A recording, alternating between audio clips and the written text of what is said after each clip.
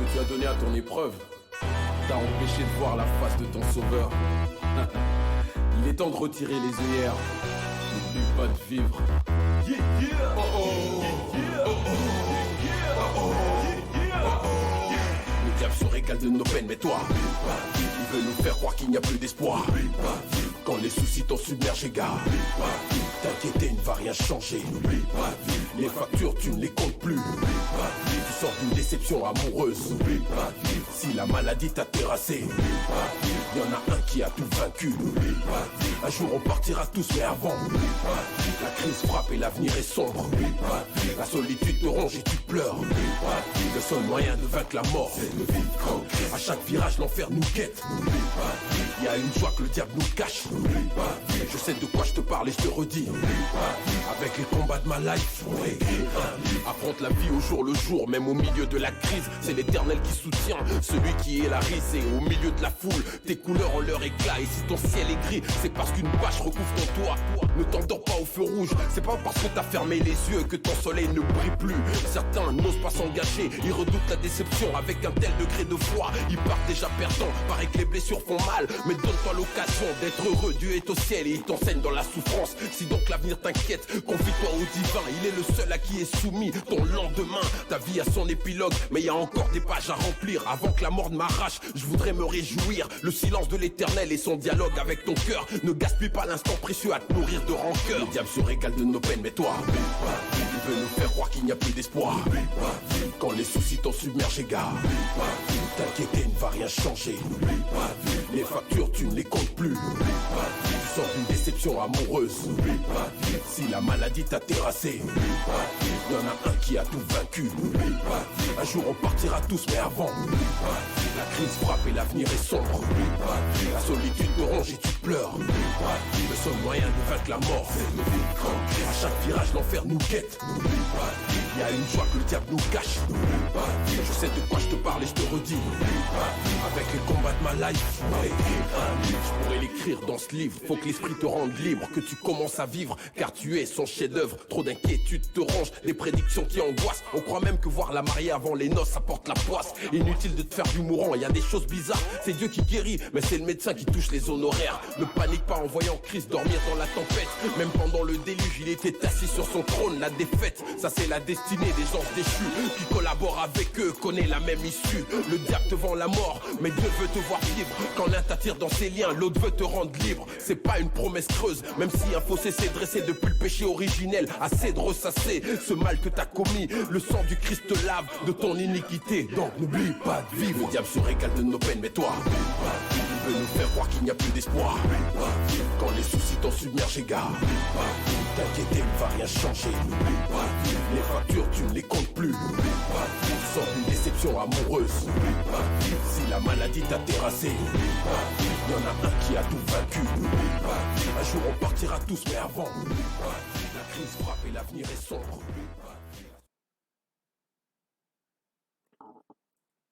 Bonjour à toutes et à tous, bienvenue pour cette nouvelle vidéo intitulée « Sauvé par la grâce de Jésus-Christ ». Je répète, nouvelle vidéo intitulée « Sauvé par la grâce de Jésus-Christ ». Donc merci à Légendaire MJ pour sa musique « N'oublie pas de vivre ». Oui, n'oublions pas de vivre, nous sommes réfugiés en Jésus-Christ. Vous pouvez bien entendu retrouver gratuitement cette vidéo sur YouTube. Alors, je suis heureux de vous retrouver donc pour une nouvelle vidéo sur le salut par la grâce de Jésus-Christ. Il va être ici question du cœur de l'Évangile. C'est le message le plus important et le plus grand de l'Évangile. On va revenir aux fondamentaux. C'est toujours bon de revenir aux fondamentaux. Jésus-Christ résumait lui-même la Bible, la sainte parole de Dieu, en disant la bonne nouvelle, en disant que c'était la bonne nouvelle. Évangile de Marc, chapitre 16, verset 15, nous dit « Puis il leur dit, allez par tout le monde et prêchez la bonne nouvelle à toute la création. Oui, le sacrifice qu'il a fait à la croix pour nous est la bonne nouvelle. Oui, la vie éternelle est donnée. Elle nous est donnée par grâce, c'est cadeau. À tous ceux qui ont foi en Jésus-Christ. Cette grâce est donnée, ce cadeau est donné à tous ceux qui ont foi en Jésus-Christ. Voici la bonne nouvelle. L'Épître aux Éphésiens, chapitre 2, verset 8, nous dit « Car c'est par la grâce que vous êtes sauvés, par le moyen de la foi, et cela ne vient pas de vous, c'est le don de Dieu. » Donc oui, Dieu te fait le plus grand de tous les cadeaux. Il te donne accès à la vie éternelle. Oui, Dieu fait une nouvelle alliance envers tous ceux qui croient en lui, envers tous ceux qui croient et qui ont foi en Jésus-Christ. L'évangile de Matthieu, chapitre 26, verset 28, nous dit « Car ceci est mon sang, le sang de l'alliance, qui est répandu pour plusieurs, pour la rémission des péchés. » La nouvelle alliance par la foi en Jésus-Christ nous donne la rémission des péchés, le pardon, et donc du coup nous avons accès à la vie éternelle par Jésus-Christ. Alléluia, gloire à Dieu. Croire en Jésus-Christ ouvre la voie du paradis. Jésus disait donc dans l'évangile de Jean, chapitre 14, verset 6, « Je suis le chemin, la vérité et la vie. Nul ne vient au Père que par moi. » L'évangile de Jean, chapitre 3, verset 16 nous disait « Car Dieu a tant aimé le monde qu'il a donné son Fils unique, afin que quiconque croit en lui ne périsse point, mais qu'il ait la vie éternelle. » Sans Jésus-Christ, pas de salut. Sans Jésus-Christ, pas de pardon. Mesure la bonté de Dieu et sa miséricorde. Il te pardonne. Il me pardonne. Il a été à la croix et il a souffert pour une seule chose, pour te sauver, pour me sauver. Médite sur cela, médite sur cet acte d'amour ultime. Alléluia, gloire à Dieu. C'est vraiment l'acte d'amour ultime qu'a fait le Seigneur de donner sa vie pour nous. Et Jésus-Christ le disait lui-même, « Il n'y a pas de plus grand amour que de donner sa vie pour ses amis. » Et c'est ce qu'il a fait. Merci Seigneur pour cet amour, merci Seigneur pour ce salut, merci Seigneur d'avoir donné ta vie, d'avoir été à la croix par amour pour nous. Alléluia, gloire à toi Seigneur. On te louera éternellement pour cela. Alors, j'aimerais vous parler, donc après bien entendu tout cela, et vous faire remarquer, bien sûr, pour ceux qui ne le savent pas, que seul Jésus-Christ résout le problème du péché. Seul Jésus-Christ résout le problème de la désobéissance à Dieu. Et j'aimerais revenir sur son sacrifice et détailler ce qui est arrivé avec le voile du temple. Alors, donc n'en déplaise à beaucoup, seul Jésus-Christ permet le pardon de nos péchés. C'est pas Marie qui nous permet de nous réconcilier, d'être pardonnés par Dieu. C'est pas Mahomet, c'est pas Bouddha, c'est pas le pape, c'est pas je ne sais quoi, telle ou telle personne. Non, c'est Jésus-Christ seul qui a été à la croix et qui nous réconcilie. Il est le chemin, la vérité et la vie. Il n'y a pas deux chemins, il n'y a pas trois chemins, il n'y a pas quatre chemins. Il n'y en a qu'un, c'est la foi en Jésus-Christ. Et la Bible dit, « Voici l'agneau de Dieu qui ôte le péché du monde. » Et Jésus-Christ est l'agneau de Dieu qui ôte le péché du monde. L'agneau a été à la croix, a été sacrifié à la croix pour ôter le péché du monde.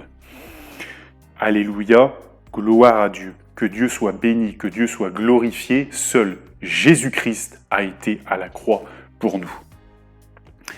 Donc, personne d'autre que lui ne sauve. Et personne d'autre que lui ne résout le problème du péché, de la désobéissance. Seul lui l'a résolu en portant finalement nos péchés à la croix, par le sacrifice à la croix. Amen. Alors on va lire l'évangile de Jean, chapitre 10, versets 7 à 10. Et Jésus leur dit encore, « en vérité, je vous le dis, je suis la porte des brebis.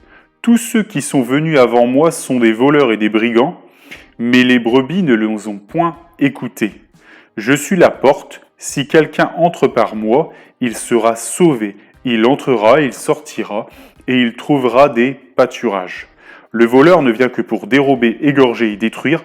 Moi, je suis venu afin que les brebis aient la vie et qu'elles soient dans l'abondance. » Amen.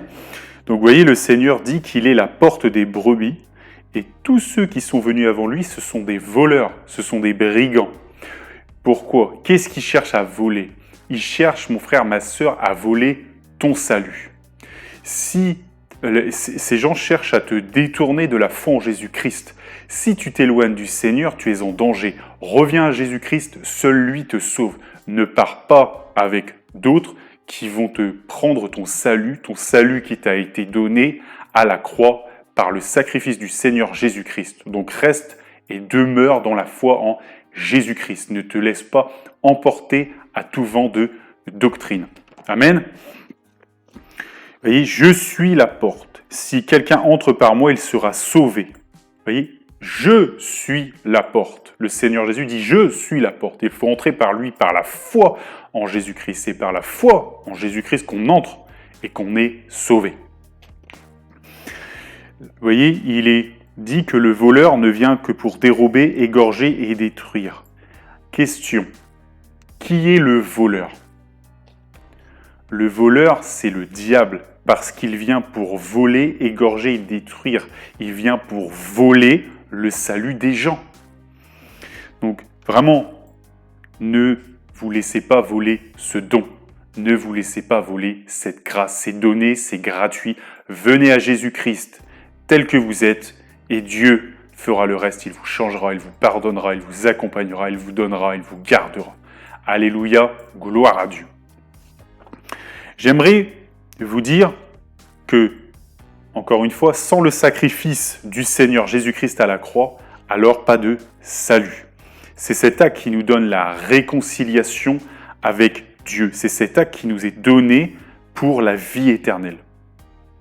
Nous allons relire le sacrifice du Seigneur et entrer dans le détail. Évangile de Matthieu, chapitre 27, versets 41 à 55. Je répète, Évangile de Matthieu, chapitre 27, versets 41 à 55. Les principaux sacrificateurs, avec les scribes et les anciens, se moquaient aussi de lui et disaient « Il a sauvé les autres et il ne peut se sauver lui-même si les rois d'Israël descendent de la croix et nous croirons en lui. » Il s'est confié en Dieu, que Dieu le délivre maintenant s'il l'aime, car il a dit « Je suis fils de Dieu ». Les brigands crucifiés avec lui l'insultaient de la même manière. Depuis la 6e heure jusqu'à la 9e, il y eut des ténèbres sur toute la terre. Et vers la 9e heure, Jésus s'écrie d'une voix forte « Élie, Élie, lama sabachthani », c'est-à-dire « Mon Dieu, pourquoi m'as-tu abandonné ?» Quelques-uns de ceux qui étaient là, ayant entendu dire « Il appelle Élie » et aussitôt l'un d'eux courut prendre une éponge qu'il remplit de vinaigre et l'ayant fixée à un roseau, il lui donna à boire. Mais les autres disaient « Laisse, voyons si Élie viendra le sauver. » Jésus poussa de nouveau un grand cri et rendit l'esprit. Et voici, le voile du temple se déchira en deux, depuis le haut jusqu'en bas. La terre trembla, les rochers se fendirent, les sépulcres s'ouvrirent, et plusieurs corps des saints qui étaient morts ressuscitèrent. Étant sortis des sépulcres après la résurrection de Jésus, ils entrèrent dans la ville sainte et apparurent à un grand nombre de personnes. Le centenier et ceux qui étaient avec lui pour garder Jésus, ayant vu le tremblement de terre et ceux qui venaient d'arriver, furent saisis d'une grande frayeur et dirent « Assurément, cet homme était fils de Dieu. » Il y avait là plusieurs femmes qui regardaient de loin et qui avaient accompagné Jésus depuis la Galilée pour le servir. Alléluia, gloire à Dieu. Donc vous voyez, le Seigneur, vous voyez là, il était à la croix. Il était moqué, il était méprisé. Et le Seigneur a poussé un grand cri. Il a poussé le cri de victoire parce qu'il a été jusqu'au bout de la croix, jusqu'au bout de son sacrifice pour nous pardonner, pour ôter le péché du monde, pour nous pardonner de notre péché. Donc, il a aussi rendu l'Esprit, raison pour laquelle l'Esprit de Dieu maintenant est donné à tous ceux qui ont foi en lui. Et le voile du temple, avant d'arriver sur le voile du temple, le Seigneur Jésus-Christ, lorsqu'il a rendu l'Esprit, vous voyez, il y a eu des résurrections. Des gens sont revenus à la vie, se sont présentés dans la vie, le centenier a été touché, etc. Donc vous voyez, c'est aussi pour montrer ici que Jésus-Christ est la vie.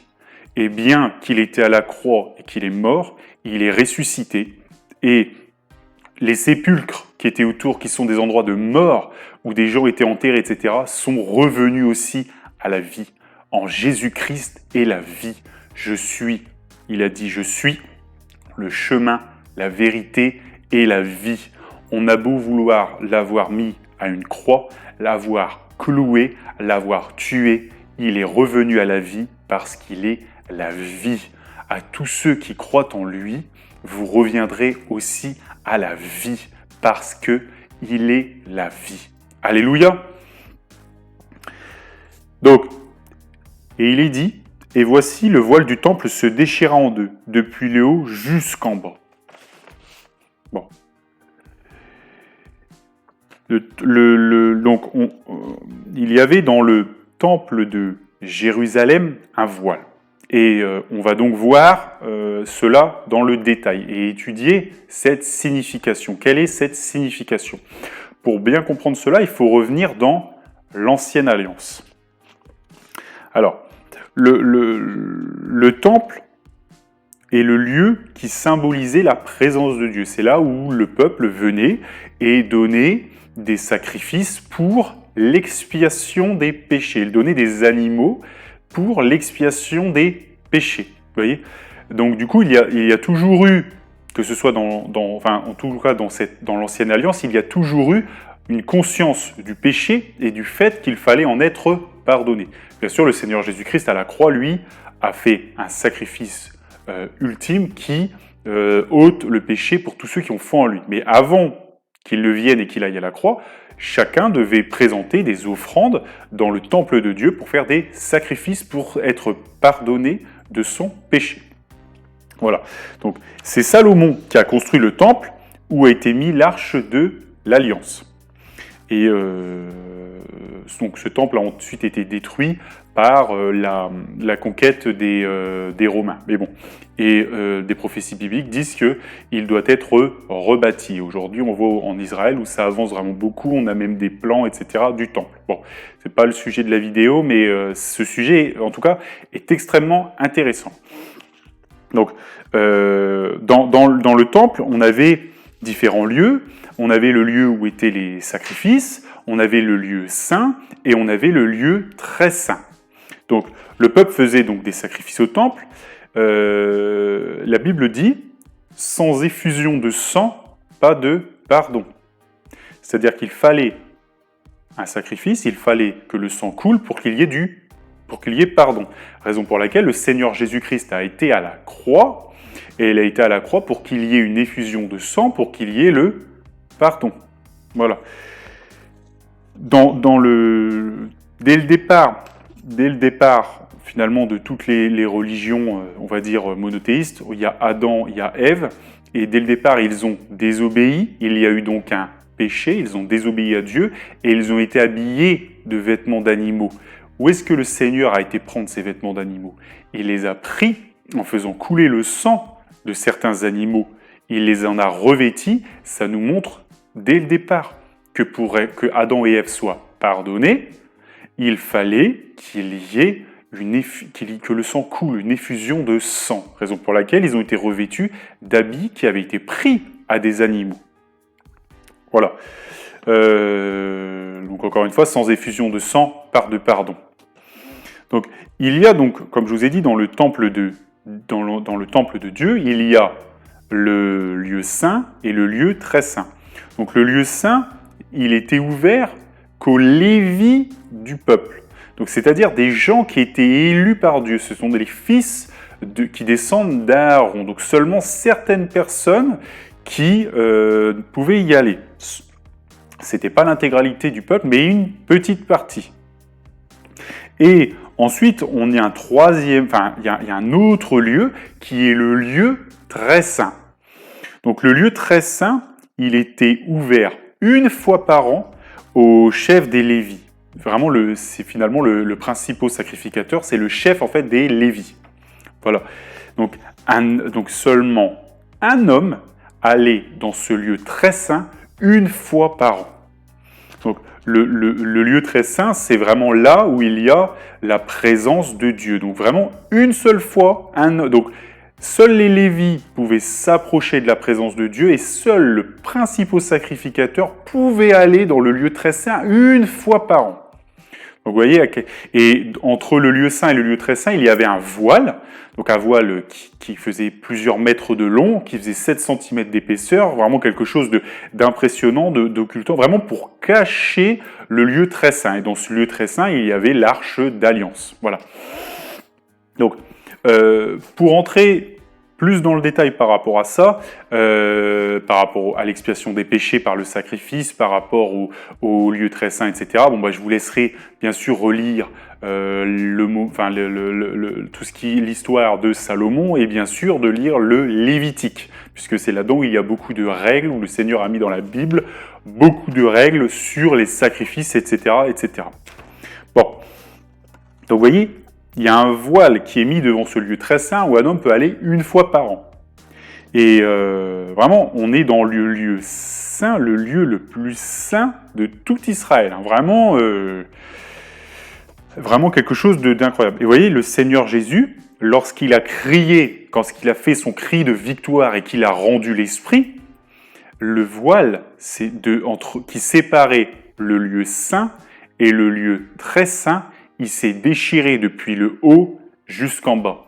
Pas depuis le bas jusqu'en haut, non, depuis le haut jusqu'en bas. C'est le doigt de Dieu qui a touché ce voile et qui l'a déchiré. Cela nous montre une chose, c'est que le Seigneur Jésus-Christ nous donne libre accès à Dieu par son sacrifice à la croix. Il a résolu pour tous ceux qui ont foi en lui, le problème du péché.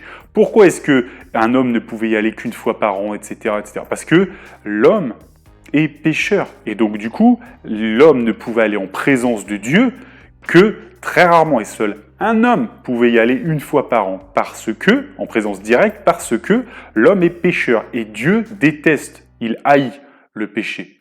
Raison pour laquelle Dieu a été à la croix pour porter le péché. Et la Bible dit qu'il n'y a aucune condamnation pour ceux qui sont en Jésus-Christ. Pourquoi ? Parce que Jésus-Christ porte le péché, porte ton péché, porte mon péché à la croix.